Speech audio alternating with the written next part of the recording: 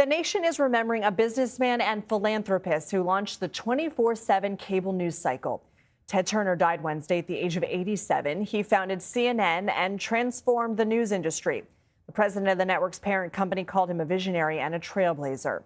For more, let's bring in Jonathan Klein. He was the president of CNN U.S. from 2004 to 2010 with a very illustrious career in this industry himself. So how would you describe Ted Turner's impact on cable news, the media, all of the above?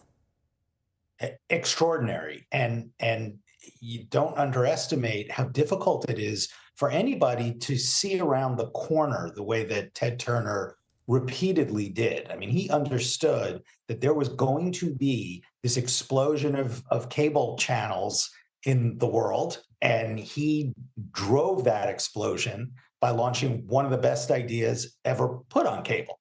And it was not a given at the time. I mean, this was, I think the light bulb first went off for him in the 1970s, and he finally launched the channel in 1980 or 81. And, that's really hard to do. It's also hard to stick with your idea, even as you're nearing bankruptcy, as he did several times with CNN, as everybody is telling him he's crazy, nobody wants news around the clock, et cetera, et cetera.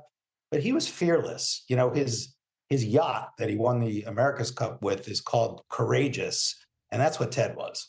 I mean, he had other nicknames, from the South, Captain Outrageous. I mean, you knew him to a certain extent. What was he like? Any stories you want to share?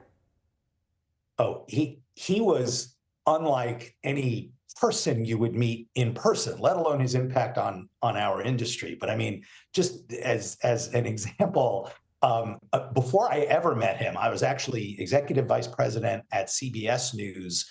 And this was in the late 90s. And I happened to be at a cable convention that he was attending. And I'm walking to my hotel room, and coming at me down the hall is Ted Turner. And he's just muttering to himself, doesn't know me from Adam, but he grabs me and he says, "What do you think of this?" And he tells me about how some cable operator was driving a ridiculously hard bargain against Turner Broadcasting, and he couldn't believe it. And once he vented, he just kept walking down the hall.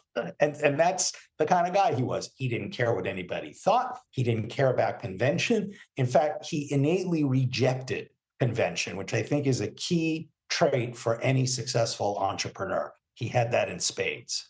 He also, by the way, lived above the store, so to speak. When CNN was first born, the newsroom was on one floor of a building in Atlanta, and Ted had an apartment on the second floor. And he would often show up in his bathrobe down in the newsroom because there was a kitchen where he would get coffee. And when I showed up at CNN 20 some odd years after that, people were still talking about the time that not only Ted came down in his bathrobe, but Raquel Welch came down in hers as well. So he was outsized.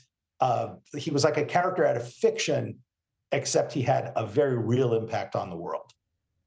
Wild. Different times today. Jonathan Klein, oh, yeah. Thanks.